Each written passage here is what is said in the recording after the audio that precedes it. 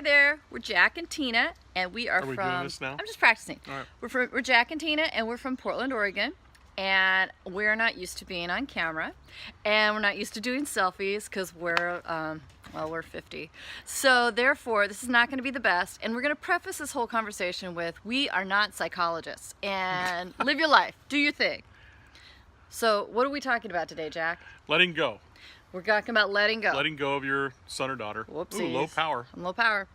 Okay, so, here we are. So, and we need to be looking over here, Jack, because otherwise it looks like we're staring off into space. So, basically, the key for us was, it was really hard, but we both wanted our daughter. We had a freshman last year, so we were last year, and I cried the whole way home to Portland from Spokane. The whole way. The whole way. Sniffled, but whatever.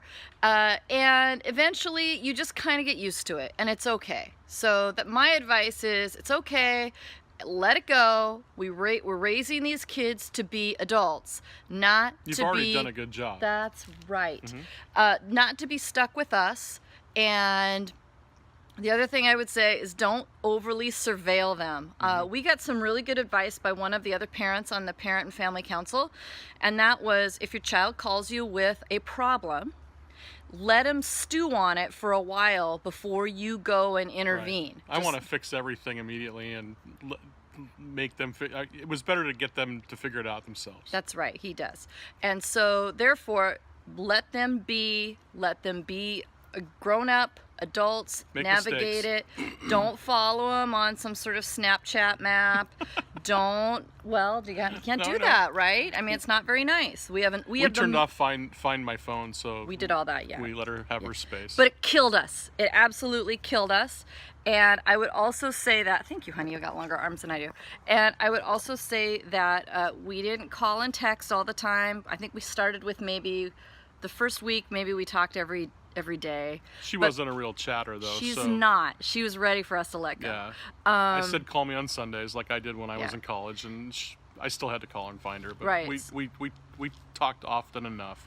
But that worked for us. Everybody's a little bit different. Like I said, we're not psychologists, so we don't know the best way to do anything. This is what worked for us. Maybe you're thinking to yourself, I'm ready to let go, right? I want that bathroom to be cleaner. I'm ready to find out why the toilet always mysteriously plugs. So maybe you're ready to let it go. Right. For us, we always say to people that it was kind of like, what's the thing we say? It's fantastically awful, right? Right, no, I had a real good, another parent from Gonzaga turned to me in the spring when Gabby was graduating, and she said it just sucks when they're gone. And I laughed it off, and this is great, we're so excited for her, and it really just sucked all fall, and we got through it, and we came up to Parents Weekend. Go to Family Weekend. It was fun. It was and it was a good gap between when we dropped her off and we came and saw her.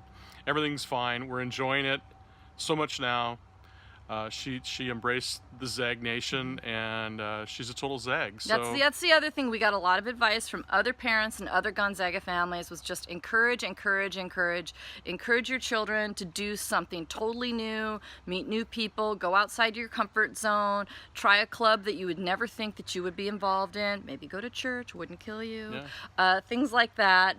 And that's the advice we got from other people, and so that's what we ended up sharing, or I shouldn't say sharing, applying to our daughter, and for the most part I would say it worked. So, best of luck. If it doesn't work, there's all sorts of resources for the kids to plug into, right? They can go to It's all found on the Parent and Family website, places to go, things to look up. Gabby had all of the classic issues. She was homesick. She had issues with a couple classes. We encouraged her to go figure it out, talk to her professor, go to office hours. She got sick. She went to the clinic. Everything is set up for success up in Spokane at Gonzaga. So we're a year in now. We're pleased as punch, and but it is a fine line between Gonzaga's not going to do it for the kid. To figure it out. Right? They got to do it. They've got to do it for themselves. They've got to learn how to be independent, grown-up little people. So that's our advice. Take it for what it's worth. Have fun. Go Zags. Go Zags.